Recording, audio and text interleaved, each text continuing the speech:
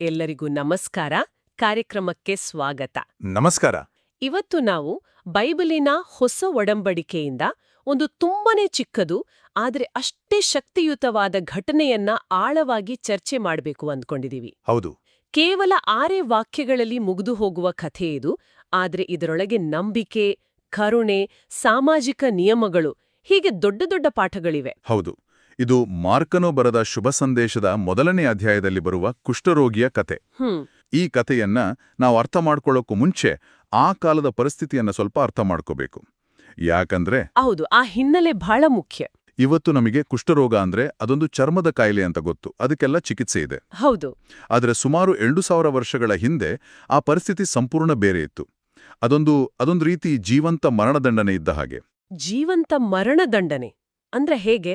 ನಮ್ಮ ಸೋರ್ಸ್ಗಳ ಪ್ರಕಾರ ಹಳೆಯ ಒಡಂಬಡಿಕೆ ಲೇವಿಕಾಂಡದ ನಿಯಮಗಳು ತುಂಬಾನೇ ಕಠಿಣವಾಗಿದ್ದವು. ಕುಷ್ಠರೋಗ ಬಂದ ವ್ಯಕ್ತಿ ದೈಹಿಕವಾಗಿ ಮಾತ್ರ ಅಲ್ಲ, ಸಾಮಾಜಿಕವಾಗಿ ಮತ್ತು ಧಾರ್ಮಿಕವಾಗಿಯೂ ಅಶುದ್ಧ ಆಗ್ತಿದ್ದ. ಅವರನ್ನ ಊರಿಂದ ಹೊರಗಿಡ್ಲಾಗ್ತಿತ್ತು. ಅವರು ತಮ್ಮ ಬಟ್ಟೆಗಳನ್ನ ಹರಿದುಕೊಳ್ಬೇಕಿತ್ತು, ತಲೆಗೂದಲನ್ನು ಕೆದರಿಕೊಂಡಿರ್ಬೇಕಿತ್ತು.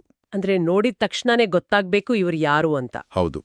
ಅಷ್ಟೇ ಅಲ್ಲ, ಯಾರ್ದ್ರೂ ಹತ್ರ ಬಂದ್ರೆ ಅಶುದ್ಧ ಅಶುದ್ಧ ಅಂತ ಕೂಗಿ ಎಚ್ಚರಿಸಬೇಕಿತ್ತು. ಅಬ್ಬಾ, ಅಂದ್ರೆ ಅವರ ಕುಟುಂಬ, ಸ್ನೇಹಿತರು, ದೇವಸ್ಥಾನ ಎಲ್ಲದರಿಂದಲೂ ಸಂಪೂರ್ಣವಾಗಿ ದೂರ. ನಿಖರವಾಗಿ ಅವರ ಗುರುತಿ ಅಳಿಸೋಗುತ್ತಿತ್ತು. ಹಾಗಾದ್ರೆ ಈ ಕಥೆಯ ಮೊದಲ ದೃಶ್ಯವೇ ಒಂದು ದೊಡ್ಡ ನಿಯಮದ ಉಲ್ಲಂಘನೆ ಅಂತಾಯ್ತು. ಖಂಡಿತವಾಗಿ. ಒಬ್ಬ ಕುಷ್ಠರೋಗಿ ಯೇಸುವಿನ ಬಳಿ ಬರ್ತಾನೆ. ಅವನು ಜನರ ಮಧ್ಯೆ ಬರಲೇಬಾರ್ದಿತ್ತು. ಹೌದು. ಇಲ್ಲಿ ನನಗೆ ಒಂದು ಪ್ರಶ್ನೆ ಕಾಡುತ್ತೆ. ಇದು ಅವನ ಧೈರ್ಯನಾ ಅಥವಾ ಬೇರೆ ದಾರಿನೇ ಇಲ್ಲ ಅನ್ನೋ ಹತಾಶೆನಾ? ಯಾಕಂದ್ರೆ ಜನರು ಅವನನ್ನು ಕಲ್ಲೆಸೆದು ಕೊಲ್ಲುವ ಅಪಾಯವೂ ಇತ್ತಲ್ವೇ? ತುಂಬಾನೇ ಮುಖ್ಯವಾದ ಪ್ರಶ್ನೆ ಇದು. ಬಹುಶಃ ಎರಡೂ ಇರ್ಬೋದು ಅಂತ ನಮ್ಮ ಸೋರ್ಸ್ಗಳು ಹೇಳುತ್ತೆ. ವರ್ಷಗಟ್ಲೆ ಸಮಾಜದಿಂದ ತಿರಸ್ಕರಿಸಲ್ಪಟ್ಟು ಪ್ರೀತಿ, ಸ್ಪರ್ಶ ಎಲ್ಲವನ್ನೂ ಕಳ್ಕೊಂಡ ವ್ಯಕ್ತಿಯ ಹತಾಶೆಯದು. ಕಳ್ಕೊಳ್ಳೋಕೆ ಇನ್ನೇನೂ ಉಳಿದಿರ್ಲಿಲ್ಲ. ಎಕ್ಸಾಕ್ಟ್ಲಿ. ಅವನಿಗೆ ಕಳ್ಕೊಳ್ಳಲು ಏನೂ ಉಳಿದಿರ್ಲಿಲ್ಲ. ಅದೇ ಸಮಯದಲ್ಲಿ ಯೇಸುವಿನ ಬಗ್ಗೆ ಅವನು ಕೇಳಿದ್ದ ಸುದ್ದಿಗಳು ಅವನಲ್ಲಿ ಒಂದು ಹೊಸ ಭರವಸೆಯನ್ನು ಹುಟ್ಟಿಸಿರಬಹುದು. ಹೌದು. ಆ ಭರವಸೆಯೇ ಅವನಿಗೆ ನಿಯಮಗಳನ್ನು ಮುರಿಯುವ ಧೈರ್ಯ ಕೊಟ್ಟಿರಬಹುದು. ಸರಿ. ಅವನು ಯೇಸುವಿನ ಹತ್ತಿರ ಬಂದು ಮೊಣಕಾಲೂರಿ ನಿಲ್ಲುತ್ತಾನೆ. ಇದು ಗೌರವದ ಸಂಕೇತ. ನಂತರ ಅವನು ಹೇಳುವ ಮಾತು, ಆ ಮಾತು ಈ ಕಥೆಯ ಹೃದಯವಿದ್ದಂತೆ. ಹೌದು, ಆ ಮಾತು ನನ್ನ ಗಮನ ಸೆಳೆಯಿತು. ಅವನು ನನ್ನನ್ನು ಗುಣಮಾಡಿ ಅಂತ ನೇರವಾಗಿ ಕೇಳೋದಿಲ್ಲ. ಇಲ್ಲ. ಬದಲಾಗಿ ತಾವು ಮನಸ್ಸು ಮಾಡಿದ್ದಲ್ಲಿ ನನ್ನನ್ನು ಗುಣಮಾಡಬಲ್ಲಿರಿ ಅಂತ ಹೇಳ್ತಾನೆ. ಇದರಲ್ಲಿ ಒಂದು ಸೂಕ್ಷ್ಮವಾದ ವ್ಯತ್ಯಾಸ ಇದೆ ಅಲ್ವಾ? ಖಂಡಿತ. ಇದು ಕೇವಲ ವ್ಯತ್ಯಾಸ ಅಲ್ಲ, ಇದೊಂದು ದೊಡ್ಡ ದೇವತಾಶಾಸ್ತ್ರೀಯ ನಿಲುವು ಅಂತಾನೆ ಹೇಳಬಹುದು. ಓಹೋ. ನಿಮ್ಗೆ ಸಾಧ್ಯವಿದ್ದರೆ ಗುಣಮಾಡಿ ಅಂತ ಅವನು ಕೇಳಿಲ್ಲ. ಅಂದ್ರೆ ಯೇಸುವಿನ ಶಕ್ತಿ ಮತ್ತು ಸಾಮರ್ಥ್ಯದ ಬಗ್ಗೆ ಅವನಿಗೆ 1% ಅನುಮಾನವೂ ಇಲ್ಲ. ಅವನಿಗೆ ಖಾತ್ರಿಯಿದೆ, ಇವರಿಂದ ನನ್ನನ್ನು ಗುಣಪಡಿಸಲು ಸಾಧ್ಯ ಅಂತ. ಹೌದು. ಅವನು ಪ್ರಶ್ನಿಸುತ್ತಿರುವುದು ಯೇಸುವಿನ ಶಕ್ತಿಯನ್ನಲ್ಲ, ಬದಲಿಗೆ ಯೇಸುವಿನ ಇಚ್ಛೆಯನ್ನು.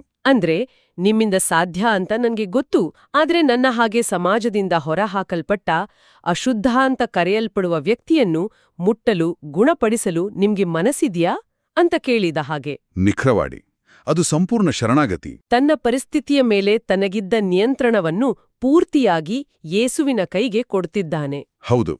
ಅದು ಕೇವಲ ಒಂದು ವಿನಂತಿಯಾಗಿರಲಿಲ್ಲ, ಅದು ತನ್ನ ಸಂಪೂರ್ಣ ಅಸ್ತಿತ್ವವನ್ನು ಯೇಸುವಿನ ಕರುಣೆಯ ಮುಂದೆ ಇಟ್ಟ ಕ್ಷಣ. ಅಂತಹ ಒಂದು ಅಚಲವಾದ ವಿಶ್ವಾಸ ಮತ್ತು ದೀನತೆಯನ್ನು ನೋಡಿದಾಗ ಯೇಸುವಿನ ಪ್ರತಿಕ್ರಿಯೆ ಹೇಗಿತ್ತು?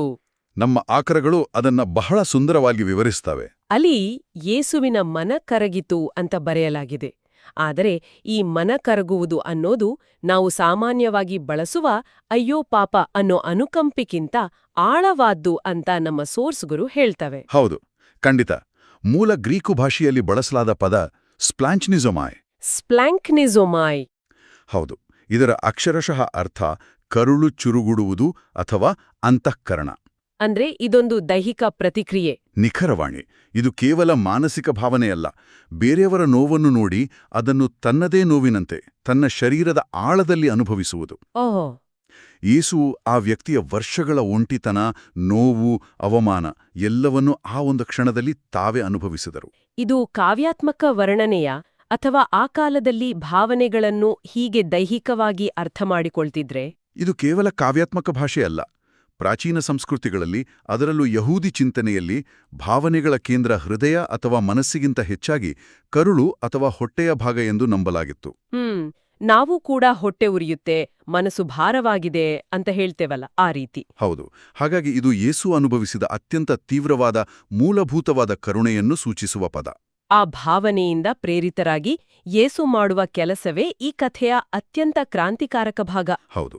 ಯೇಸು ಅವನನ್ನು ಗುಣಪಡಿಸಲು ಕೇವಲ ಒಂದು ಮಾತು ಹೇಳಬಹುದಿತ್ತು, ನೀನು ಶುದ್ಧನಾಗು ಅಂದಿದ್ರೆ ಸಾಕಿತ್ತು.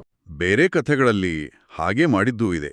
ಆದ್ರೆ ಇಲ್ಲಿ ಅವರು ಕೈಚಾಚಿ ಅವನನ್ನು ಮುಟ್ಟಿದ್ರೂ ಇದು ಯಾಕಷ್ಟೊಂದು ಮುಖ್ಯವಾಗ್ತದೆ? ಯಾಕಂದ್ರೆ ಆ ಸ್ಪರ್ಶವು ಕಾನೂನನ್ನು ಮುರಿತು. ಧರ್ಮಶಾಸ್ತ್ರದ ಪ್ರಕಾರ ಕುಷ್ಠರೋಗಿಯನ್ನು ಮುಟ್ಟಿದವನು ಕೂಡ ಅಶುದ್ಧನಾಗುತ್ತಾನೆ.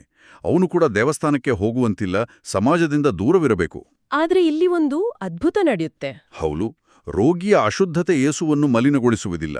ಬದಲಾಗಿ ಯೇಸುವಿನ ಪವಿತ್ರತೆಯು ರೋಗಿಯ ಅಶುದ್ಧತೆಯನ್ನ ನಾಶ ಮಾಡುತ್ತದೆ. ಅಂದ್ರೆ ಇಲ್ಲಿ ಶುದ್ಧತೆಯೂ ಅಶುದ್ಧತೆಗಿಂತ ಹೆಚ್ಚು ಶಕ್ತಿಶಾಲಿ ಅಂತಾಯ್ತು. ನಿಖರವಾಗಿ. ಪ್ರೀತಿಯು ಕಾನೂನಿಗಿಂತ ಶ್ರೇಷ್ಠ ಎಂಬುದನ್ನು ಕ್ರಿಯೆಯ ಮೂಲಕ ತೋರಿಸಿಕೊಟ್ರು. ಇದಕ್ಕಿಂತ ಹೆಚ್ಚಾಗಿ ಆ ಸ್ಪರ್ಶಕ್ಕೆ ಒಂದು ಮಾನವೀಯ ಆಯಾಮವೂ ಇದೆ ಅಲ್ವಾ? ಖಂಡಿತ. ವರ್ಷಗಳಿಂದ ಯಾರು ಮುಟ್ಟದ, ಪ್ರೀತಿಯಿಂದ ಮಾತನಾಡಿಸಿದ ಆ ವ್ಯಕ್ತಿಗೆ ಆ ಸ್ಪರ್ಶ ಹೇಗನ್ಸಿರ್ಬೋದು? ಊಹಿಸ್ಕೊಳ್ಳಿ. ಅದು ಕೇವಲ ರೋಗವನ್ನು ಗುಣಪಡಿಸಿರಲಿಲ್ಲ, ಅವನ ಆತ್ಮವನ್ನೂ ಗುಣಪಡಿಸಿರ್ಬೋದು. ವಿಕೆಗಿಂತ ಮೊದಲು ಯೇಸು ಅವನಿಗೆ ಅವನ ಮಾನವೀಯ ಘನತೆಯನ್ನು ವಾಪಸ್ ಕೊಟ್ರು. ಆ ಸ್ಪರ್ಶದ ನಂತರವೇ ನನಗ ಮನಸ್ಸಿದೆ, ಶುದ್ಧನಾಗು ಎಂದು ಹೇಳಿದ್ರು. ತಕ್ಷಣ ಅವನ ಕುಷ್ಠರೋಗ ಮಾಯವಾಯಿತು. ಇದು ನಿಜವಾಗಿಯೂ ಅದ್ಭುತ. ಆದ್ರೆ ಇಲ್ಲಿಂದ ಕಥೆ ಒಂದು ವಿಚಿತ್ರ ತಿರುವು ಪಡೆಯುತ್ತದೆ. ಹೌದು. ಗುಣಪಡಿಸಿದ ತಕ್ಷಣ ಯೇಸು ಅವನಿಗೆ ಬಹಳ ಕಟ್ಟುನಿಟ್ಟಾಗಿ ಒಂದು ಎಚ್ಚರಿಕೆ ಕೊಡ್ತಾರೆ. ಹೌದು. ನೋಡು, ಇದನ್ನು ಯಾರಿಗೂ ಹೇಳ್ಬೇಡ. ಆದ್ರೆ ನೇರವಾಗಿ ಯಾಜಕನ ಬಳಿಗೆ ಹೋಗಿ ನಿನ್ನನ್ನು ತೋರಿಸಿಕೋ, ನೀನು ಗುಣ ಹೊಂದಿದ್ದಕ್ಕೆ ಮೋಶೆಯು ನೇಮಿಸಿದ ಕಾಣಿಕೆಯನ್ನು ಸಮರ್ಪಿಸು ಅಂತ ಹೇಳ್ತಾರೆ. ಇದು ನನಗೆ ಸ್ವಲ್ಪ ಗೊಂದಲವಾಯ್ತು. ಇಂಥ ದೊಡ್ಡ ಪವಾಡ ಮಾಡಿ ಯಾರಿಗೂ ಹೇಳ್ಬೇಡ ಅಂತ ಯಾಕೆ ಹೇಳ್ಬೇಕು? ಇದಕ್ಕೆ ನಮ್ಮ ಆಕರಗಳು ಕೆಲವು ಸಂಭವನೆಯ ಕಾರಣಗಳನ್ನು ಕೊಡ್ತವೆ. ಮೊದಲನೇದು, ಯೇಸು ತಮ್ಮನ್ನು ಕೇವಲ ಒಬ್ಬ ಪವಾಡ ಪುರುಷ ಅಂತ ಬಿಂಬಿಸಿಕೊಳ್ಳಲು ಇಷ್ಟಪಡಲಿಲ್ಲ. ಸರಿ, ಅವರ ಉದ್ದೇಶ ಅದಕ್ಕಿಂತ ದೊಡ್ಡದಾಗಿತ್ತು. ಜನ ಕೇವಲ ಪವಾಡಗಳನ್ನು ನೋಡಿ ಹಿಂಬಾಲಿಸೋದು ಅವರಿಗೆ ಬೇಕಿರಲಿಲ್ಲ. ಎರಡನೇ ಕಾರಣ, ಎರಡನೆಯ ಮತ್ತು ಬಹುಮುಖ್ಯ ಕಾರಣ, ಆ ವ್ಯಕ್ತಿಯ ಸಂಪೂರ್ಣ ಬಿಡುಗಡೆಯ ಬಗ್ಗೆ ಯೇಸುವಿಗಿದ್ದ ಕಾಳಜಿ. ಸಂಪೂರ್ಣ ಬಿಡುಗಡೆ ಅಂದ್ರೆ? ಈಗ ನೋಡಿ, ಯೇಸು ಅವನಿಗೆ ಕೇವಲ ದೈಹಿಕ ಆರೋಗ್ಯವನ್ನು ಕೊಟ್ರು. ಆದ್ರೆ ಅವನು ಮತ್ತೆ ಸಮಾಜದ ಭಾಗವಾಗ್ಬೇಕಲ್ವೇ? ಅವನ ಕುಟುಂಬದವರ ಜೊತೆ ಸೇರ್ಬೇಕಲ್ವೇ? ಹೌದು. ಅದಕ್ಕೆ ಒಂದು ಅಧಿಕೃತ ಪ್ರಕ್ರಿಯೆ ಇರಬೇಕಲ್ಲ? ಖಂಡಿತ. ಆ ಕಾಲದ ನಿಯಮದ ಪ್ರಕಾರ ಕುಷ್ಠರೋಗ ಗುಣವಾದ ಮೇಲೆ ಆ ವ್ಯಕ್ತಿ ಯಾಜಕನ ಬಳಿ ಹೋಗ್ಬೇಕಿತ್ತು. ಯಾಜಕನು ಅವನನ್ನು ಪರೀಕ್ಷಿಸಿ ಅವನು ನಿಜವಾಗಿಯೂ ಶುದ್ಧನಾಗಿದ್ದಾನೆಂದು ದೃಢೀಕರಿಸಿದ ನಂತರವೇ ಅವನನ್ನು ಮತ್ತೆ ಸಮಾಜಕ್ಕೆ ಸೇರಿಸಿಕೊಳ್ಳಲಾಗುತ್ತಿತ್ತು. ಓ, ಹಾಗಾದ್ರೆ ಯೇಸು ಇಲ್ಲಿ ಕಾನೂನನ್ನು ಗೌರವಿಸ್ತಿದ್ದಾರಾ? ಹೌದು. ಅವರು ಕೇವಲ ಗುಣಪಡಿಸಿ ಕೈ ತೊಳೆದುಕೊಳ್ಳಿಲ್ಲ, ಅವನ ಸಾಮಾಜಿಕ ಪುನರ್ವಸತಿಗೆ ಬೇಕಾದ ಕಾನೂನಾತ್ಮಕ ದಾರಿಯನ್ನು ತೋರಿಸ್ಕೊಟ್ರು. ನಿಖರವಾಗಿ. ಇದು ಕೇವಲ ಹೀಲಿಂಗ್ ಅಲ್ಲ, ಇದು ಸಂಪೂರ್ಣ ರೆಸ್ಟೋರೇಷನ್. ಅವನಿಗೆ ಅವನ ಬದುಕನ್ನೇ ವಾಪಸ್ ಕೊಟ್ಟ ಹಾಗೆ. ದೈಹಿಕ, ಭಾವನಾತ್ಮಕ, ಸಾಮಾಜಿಕ, ಹೀಗೆ ಎಲ್ಲಾ ಆಯಾಮಗಳಲ್ಲೂ ಗುಣಪಡಿಸುವಿಕೆ. ಹೌದು, ಅದೊಂದು ಸಂಪೂರ್ಣ ಚಿಕಿತ್ಸೆ. ಆದರೆ ಕಥೆಯ ಕೊನೆಯಲ್ಲಿ ಏನಾಗುತ್ತದೆ? ಗುಣ ಹೊಂದಿದ ಆ ವ್ಯಕ್ತಿ ಯೇಸುವಿನ ಮಾತನ್ನು ಕೇಳುವುದಿಲ್ಲ.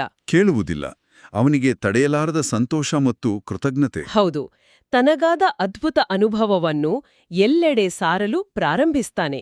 ಇದರ ಪರಿಣಾಮ ಏನಾಯ್ತು? ಫಲಿತಾಂಶ ಯೇಸುವಿನ ಸೇವೆಗೆ ಅಡ್ಡಿಯಾಯಿತು.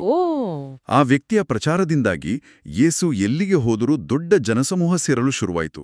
ಜನರು ಕೇವಲ ಪವಾಡಗಳನ್ನು ನೋಡಲು ಮುಗಿಬಿದ್ದರು. ಇದರಿಂದ ಆಗಿ ಅವರ ಮೂಲ ಉದ್ದೇಶ ಅಂದ್ರೆ ಬೋಧನೆ ಮಾಡೋದಕ್ಕೆ ತೊಂದರೆ ಆಯ್ತು. ಹೌದು, ಅವರು ಮಹಾ ಬಹಿರಂಗವಾಗಿ ಪಟ್ಟಣಗಳಿಗೆ ಹೋಗಿ ಜನರಿಗೆ ಬೋಧಿಸಲು ಸಾಧ್ಯವಾಗದೆ ಊರಿನಿಂದ ಹೊರಗೆ ನಿರ್ಜನ ಪ್ರದೇಶಗಳಲ್ಲಿ ಇರಬೇಕಾಯಿತು. ಇದೊಂದು ವಿಪರ್ಯಾಸ ಅಲ್ವಾ? ಕಥೆಯ ಆರಂಭದಲ್ಲಿ ಕುಷ್ಠರೋಗಿ ಊರಿನಿಂದ ಹೊರಗಿದ್ದ, ಯೇಸು ಒಳಗಿದ್ರು. ಕೊನೆಯಲ್ಲಿ ಗುಣ ಹೊಂದಿದ ವ್ಯಕ್ತಿ ಊರಿನೊಳಗೆ ಹೋದ, ಯೇಸು ಹೊರಗೆ ಹೋಗಬೇಕಾಯ್ತು. ಹೌದು, ಆ ವ್ಯಕ್ತಿಯ ಕೃತಜ್ಞತೆಯೇ ಒಂದು ರೀತಿ ಅಡಚಣೆಯಾಯಿತು. ನಮ್ಮ ಜೀವನದಲ್ಲಿ ದೇವರ ಕಾರ್ಯಗಳನ್ನು ನಾವು ಹೇಗೆ ಹಂಚಿಕೊಳ್ಳಬೇಕು ಅನ್ನೋದರ ಬಗ್ಗೆ ಇದೊಂದು ದೊಡ್ಡ ಪಾಠ ಅನ್ಸುತ್ತೆ. ಖಂಡಿತ. ಅವನ ಉತ್ಸಾಹವನ್ನು ನಾವು ತಪ್ಪು ಅನ್ನಲು ಸಾಧ್ಯವಿಲ್ಲ. ಆದರೆ ಕೆಲವೊಮ್ಮೆ ನಮ್ಮ ಅತಿಯಾದ ಉತ್ಸಾಹ ನಮ್ಮ ಅನುಭವದ ಪ್ರದರ್ಶನ. ಮೂಲ ಉದ್ದೇಶಕ್ಕೆ ಹಾನಿ ಮಾಡಬಹುದು. ಹೌದು. ದೇವರ ಚಿತ್ತಕ್ಕೆ ನಮ್ಮನ್ನು ಒಪ್ಪಿಸಿಕೊಳ್ಳುವುದು ಕೇವಲ ಸಹಾಯ ಕೇಳುವಾಗ ಮಾತ್ರವಲ್ಲ, ಸಹಾಯ ಪಡೆದ ನಂತರವೂ ಅಷ್ಟೇ ಮುಖ್ಯ ಅನ್ನೋದನ್ನ ಇದು ಸೂಚಿಸುತ್ತದೆ. ಸರಿ, ಈ ಪ್ರಾಚೀನ ಕಥೆಯನ್ನು ಇಂದಿನ ನಮ್ಮ ಜೀವನಕ್ಕೆ ಹೇಗೆ ಅನ್ವಯಿಸಬಹುದು? ನಮ್ಮ ಸೋರ್ಸ್ಗಳಲ್ಲಿ ಮಾನಸಿಕ ಕುಷ್ಠ ಅಂತ ಒಂದು ಆಸಕ್ತಿದಾಯಕ ಪದ ಬಳಸಿದ್ದಾರೆ. ಏನಿದು ಮಾನಸಿಕ ಕುಷ್ಠ? ಇದು ಇವತ್ತಿನ ಜಗತ್ತಿನಲ್ಲಿ ನಾವೆದುರಿಸ್ತಿರುವ ಬಹುದೊಡ್ಡ ಸಮಸ್ಯೆ. ಹ್ಮ್ ದೈಹಿಕ ಕಾಯಿಲೆಗಳಿಗಿಂತ ಹೆಚ್ಚಾಗಿ ಜನರು ಮಾನಸಿಕವಾಗಿ ಮತ್ತು ಭಾವನಾತ್ಮಕವಾಗಿ ಪ್ರತ್ಯೇಕಿಸಲ್ಪಡುತ್ತಿದ್ದಾರೆ. ಒಂಟಿತನ, ಖಿನ್ನತೆ, ತಿರಸ್ಕಾರ, ನಿರಾಶೆ. ಸಮಾಜದಿಂದ ದೂರವಾಗಿರುವುದು. ಹೌದು, ಯಾವುದೋ ಒಂದು ಕೆಟ್ಟ ಚಟಕ್ಕೆ ದಾಸರಾಗಿರುವುದು. ಇವೆಲ್ಲವೂ ಇಂದಿನ ಕುಷ್ಠರೋಗದ ಬೇರೆ ಬೇರೆ ರೂಪಗಳು. ಇವುಗಳಿಂದ ಬಳಲುತ್ತಿರುವ ವ್ಯಕ್ತಿ ತನ್ನನ್ನು ತಾನು ಅಶುದ್ಧ, ಯಾರಿಗೂ ಬೇಡವಾದವನು ಎಂದು ಭಾವಿಸುತ್ತಾನೆ. ಹೌದು, ಅವರು ಜನರ ಮಧ್ಯೆ ಇದ್ರೂ ಒಂಟಿಯಾಗಿರ್ತಾರೆ. ಇದನ್ನೇ ಆಕರಗಳು ಮಾನಸಿಕ ಕುಷ್ಠ ಎಂದು ಕರೆಯುವುದು. ಹಾಗಾದ್ರೆ ಯೇಸು ಆ ಕುಷ್ಠರೋಗಿಯನ್ನು ಸ್ಪರ್ಶಿಸಿದಂತೆ ನಾವು ಕೂಡ ಇಂಥ ಜನರನ್ನು ನಮ್ಮ ಪ್ರೀತಿ ಮತ್ತು ಕಾಳಜಿಯಿಂದ ಸ್ಪರ್ಶಿಸಬಹುದು ಅಂತನಾ ಇದರ ಅರ್ಥ? ಖಂಡಿತವಾಗಿ. ಆ ಸ್ಪರ್ಶ ಕೇವಲ ಭೌತಿಕವಾಗಿರಬೇಕಾಗಿಲ್ಲ. ಒಬ್ಬರು ಕಷ್ಟದಲ್ಲಿದ್ದಾಗ ಅವರ ಬಳಿ ಹೋಗಿ ಕುಳಿತು ಪ್ರೀತಿಯಿಂದ ಹೇಗಿದ್ದೀರಾ ಅಂತ ಕೇಳುವುದು ಒಂದು ಸ್ಪರ್ಶ. ಅವರ ನೋವನ್ನು, ಕಷ್ಟವನ್ನು ಯಾವುದೇ ತೀರ್ಪು ನೀಡದೆ ತಾಳ್ಮೆಯಿಂದ ಆಲಿಸುವುದು ಕೂಡ ಒಂದು ಸ್ಪರ್ಶ. ಹೌದು, ನಾನು ನಿನ್ನ ಜೊತೆಗಿದ್ದೇನೆ ಎಂಬ ಭರವಸೆ ನೀಡುವುದು ಒಂದು ಸ್ಪರ್ಶ. ನಮ್ಮ ಒಂದು ಫೋನ್ ಕಾಲ್, ಒಂದು ಮೆಸೇಜ್, ಅಥವಾ ಅವರ ಜೊತೆ ಕುಳಿತು ಕುಡಿಯುವ ಒಂದು ಕಪ್ ಕಾಫಿ, ಇವೆಲ್ಲವೂ ಆ ವ್ಯಕ್ತಿಯನ್ನು ಮತ್ತೆ ಮುಖ್ಯವಾಹಿನಿಗೆ ತರಬಲ್ಲ ಶಕ್ತಿಯುತ ಸ್ಪರ್ಶಗಳೇ. ನಿಜ. ನಾವು ಸಮಾಜದಲ್ಲಿ ಯಾರನ್ನು ಮುಟ್ಟಲು ಹಿಂಜರಿತಿದ್ದೇವೆ ಎಂದು ನಮ್ಮನ್ನು ನಾವೇ ಕೇಳಿಕೊಳ್ಳಬೇಕು. ಹೌದು, ಈ ಕಥೆ ನಮಗೆ ಇನ್ನೊಂದು ಪಾಠವನ್ನು ಕಲಿಸುತ್ತದೆ. ಅದೇನು? ಆ ಕುಷ್ಠರೋಗಿ ತನ್ನ ಸ್ಥಿತಿಯ ಬಗ್ಗೆ ನಾಚಿಕೆ ಪಡದೆ, ನಿಯಮಗಳನ್ನು ಮೀರಿ ಧೈರ್ಯ ಮಾಡಿ ಯೇಸುವಿನ ಬಳಿಗೆ ಬಂದ. ಹೌದು. ಹಾಗೆಯೇ ನಮ್ಮ ಜೀವನದಲ್ಲಿ ನಾವು ಎಷ್ಟೇ ತಪ್ಪು ಮಾಡಿದ್ದರೂ ಅಥವಾ ಸಮಾಜ ನಮ್ಮನ್ನು ಎಷ್ಟೇ ದೂರವಿಟ್ಟರೂ ನಾವು ದೇವರಿಂದ ದೂರ ಸರಿಯಬಾರದು. ದೀನತೆ ಮತ್ತು ನಂಬಿಕೆಯಿಂದ ಅವರ ಬಳಿ ಬಂದರೆ ಅವರು ಖಂಡಿತ ನಮ್ಮನ್ನು ಅಂಗೀಕರಿಸುತ್ತಾರೆ ಮತ್ತು ಸ್ಪಂದಿಸುತ್ತಾರೆ ಎಂಬ ಭರವಸೆಯನ್ನು ಈ ಘಟನೆ ನೀಡುತ್ತದೆ. ಒಟ್ಟಿನಲ್ಲಿ ಕೇವಲ 6 ವಾಕ್ಯಗಳಲ್ಲಿರುವ ಈ ಕತೆ ಬಹಿಷ್ಕಾರ, ಮುರಿಯಲಾಗದ ನಂಬಿಕೆ, ಕಾನೂನಿಗಿಂತ ಮಿಗಿಲಾದ ಕರುಣೆ ಮತ್ತು ಸಂಪೂರ್ಣ ಪುನರ್ವಸತಿಯಂತಹ ಅನೇಕ ಆಳವಾದ ವಿಷಯಗಳನ್ನು ನಮಗೆ ಕಲಿಸುತ್ತದೆ. ಇದು ಕೇವಲ ಒಂದು ಪವಾಡದ ಕಥೆಯಲ್ಲ, ಬದಲಿಗೆ ಮುರಿದು ಹೋದ ಮಾನವೀಯ ಘನತೆಯನ್ನು ಪುನಃ ಸ್ಥಾಪಿಸುವ, ಸಂಬಂಧಗಳನ್ನು ಮತ್ತೆ ಬೆಸೆಯುವ ಒಂದು ಅದ್ಭುತ ಕತೆ. ಹೌದು. ಕೊನೆಯದಾಗಿ ಕೇಳುಗರ ಮನಸ್ಸಲ್ಲಿ ಒಂದು ಆಲೋಚನೆಯನ್ನು ಬಿಟ್ಟು ಹೋಗುವುದಾದರೆ ಅದು ಹೀಗಿರಬಹುದು. ಹೇಳಿ. ನಮ್ಮ ಆಕರಳು ಹೇಳುವಂತೆ ನಮ್ಮೆಲ್ಲರ ಬದುಕಿನಲ್ಲೂ ಪಾಪ, ದ್ವೇಷ, ಅಹಂಕಾರ, ಕ್ಷಮಿಸಲಾಗದ ಮನೋಭಾವದಂತಹ ಯಾವುದಾದರೂ ಒಂದು ಕುಷ್ಠ ಇರಬಹುದು. ಅದು ನಮ್ಮನ್ನು ಇತರರಿಂದ ಮತ್ತು ದೇವರಿಂದ ದೂರ ಬಿಡುತ್ತಿರುತ್ತಿರತ್ತೆ. ಹೌದು. ಈ ತುಥೆ ಕೇವಲ ಪ್ರಾಚೀನ ಕಾಲದ ಗುಣಪಡಿಸುವಿಕೆಯ ಬಗ್ಗೆ ಮಾತ್ರವಲ್ಲ, ಬದಲಿಗೆ ನಮ್ಮನ್ನು ಅಶುದ್ಧ ಎಂದು ಭಾವಿಸುವಂತೆ ಮಾಡುವ ನಮ್ಮೊಳಗಿನ ಬೋಡೆಗಳನ್ನು ಒಡೆಯುವ ಸಾಧ್ಯತೆಯ ಬಗ್ಗೆಯೂ ಇದೆ. ಹಾಗಾದರೆ ಕೊನೆಯ ಪ್ರಶ್ನೆ. ಇಂದು ನಮ್ಮ ಸಮಾಜದಲ್ಲಿ ನಾವು ಯಾರನ್ನು ಅಶುದ್ಧರೆಂದು ದೂರವಿಟ್ಟಿದ್ದೇವೆ, ಅಥವಾ ನಮ್ಮೊಳಗಿನ ಯಾವ ಭಾಗವನ್ನು ಮುಟ್ಟಲು ನಾವೇ ಹೆದರುತ್ತಿದ್ದೇವೆ? ಪ್ರಿಯರೇ, ಈ ಚಾನೆಲ್ ಅನ್ನು ಸಬ್ಸ್ಕ್ರೈಬ್ ಮಾಡಿ ಪ್ರತಿದಿನ ದೇವರ ವಾಕ್ಯವನ್ನು ಆಲಿಸುತ್ತಾ ಅದನ್ನು ಇತರರೊಂದಿಗೆ ಹಂಚಿಕೊಳ್ಳಲು ನಮಗೆ ನೆರವಾಗಿರಿ. ಧನ್ಯವಾದಗಳು.